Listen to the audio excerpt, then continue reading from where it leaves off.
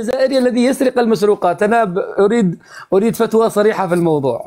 الذنب عليهم في اثنين، ولكن اكثر على اللي يشري عليه هذاك، لانه على المغربي الذنب على المغربي الشاري اكثر.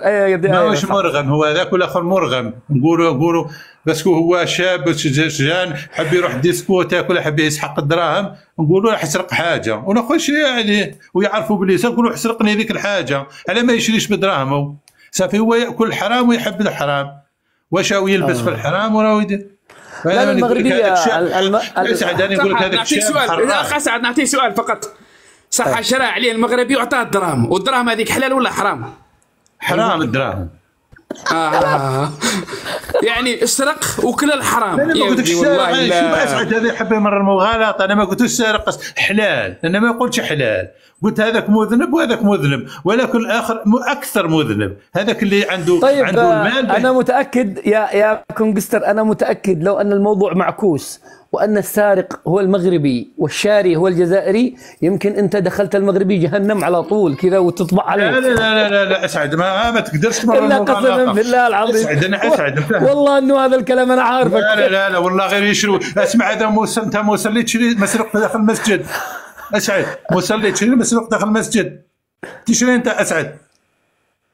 طيب شوف، تكمل صلاه العشاء وتروح تشري المسروق داخل المسجد وانت والله يا اخي انك اثرت موضوع اخذ مني. لا هما هضروا على السرقه، هذا واقع ما نقدروش نخبوه، فهم؟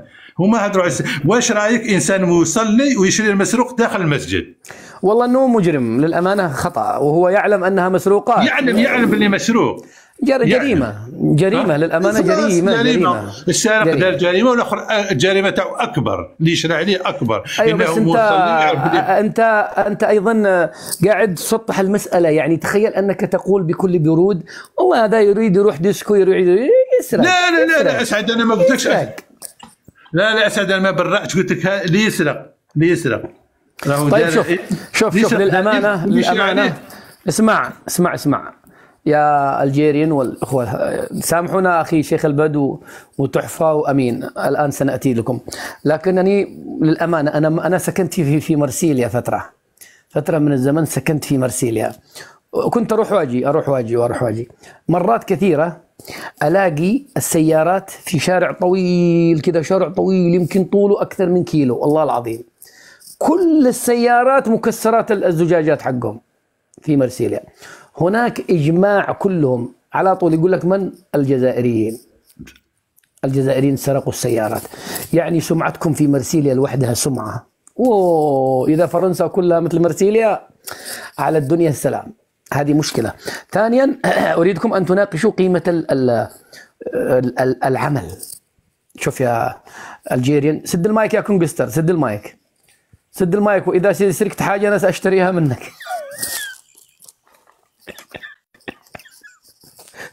كونغستر، اذا شي تلفون ايفون 15 ولا ايفون 14 داخل المسجد تشتري عندي اسعد. كي تكمل صلاه العشاء تشتريها من عندي داخل في المسجد. في اي مكان ساشتري انا ولا يهمك، اذا في كذا حاجه حلوه محترمه. شوف، انا ساعطي الاخ شيخ البدو الان وتحفه، والله العظيم لن اطيل عن دقيقتين.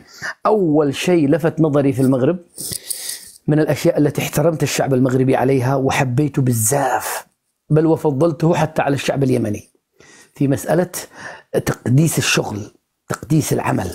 أقسم بالله يمكن لا يوجد شعب في الشعوب الذي رأيت أنا تقريبا، لا خليجي ولا عراقي ولا فلسطيني ولا يمني ولا جزائري ولا موريتاني ولا أي جنسية عربية إسلامية، ناس يقدسون الخدمة والشغل مثل المغاربة. هذا أمر لا يختلف فيه اثنان. وحتى الجزائري الذي بيطلع يعني يكذبني في هذا، انا ساعتبره يعني مش منصف. والله رايتهم كلهم يشتغلوا يا اخي، مرة رجال كبير صغير، والجميل فيهم انهم لا يعني راقين جدا، لا يوجد عندهم الآفة اللي موجودة عندنا في اليمن. انا اقول لك، انا والله العظيم وانا يمني، وقد يكون ابن عمي هنا في بريطانيا يعمل مثلا في الجزارة، جزار. طبعا الجزار عندنا في اليمن عيب، الحلاق عيب، عامل النظافة عيب، الحجام عيب، اللي يشتغل في الحاجة يعني نسميها المهن المحتقرة، ويتسول. يعني ممكن اليمني يتسول ولا يشتغل جزار، ويتسول ولا يشتغل حلاق. جيت المغرب يا أخي وهم متعافين من هذا الآفة، ولا عندهم هذا التخلف، ولا عندهم هذا الهمجية ولا حاجة. مرة جزائري قال لي أنا عندي نيف، أنا أشتغل مباشر في مطعم، وتلقاه يتسول خارج المطعم، يتسول يقول لهم اعطوني خارج المطعم، لكن يشتغل بعرقه يقرب يقول أنا جزائري أقرب للأجنبي أكل. لا لا لا لا لا. وتلقاه يمكن عند إشارة المرور يقول اعطوني، أو يروح يسرق. يعني مسألة أن المغاربة متعافين من احتقار المهن، لا يحتقرون إلا العاطل، السبهلل العاطل هذا هو المحتقر. أنت ما تخدم، يعني مسألة الخدمة عندهم عيب أنك ما تخدم.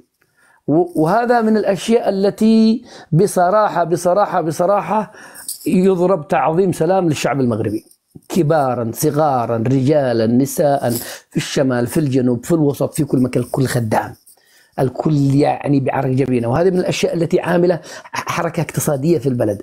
هذه من الأشياء التي تجذب الاقتصاد، يعني تجذب الاقتصاد. عندهم إحصائيات، مثلا الفرنسي عندما جاء يفتح مصنع هو يعلم أنه في شعب يريد يخدم، في شعب يريد يشتغل. فهذه أتمنى أنكم لا تقفزوا عليها أرجو. شيخ البدو تفضل، ثم تحفة، ثم أمين، ثم نعود إلى الجيرين وبعدين نختم.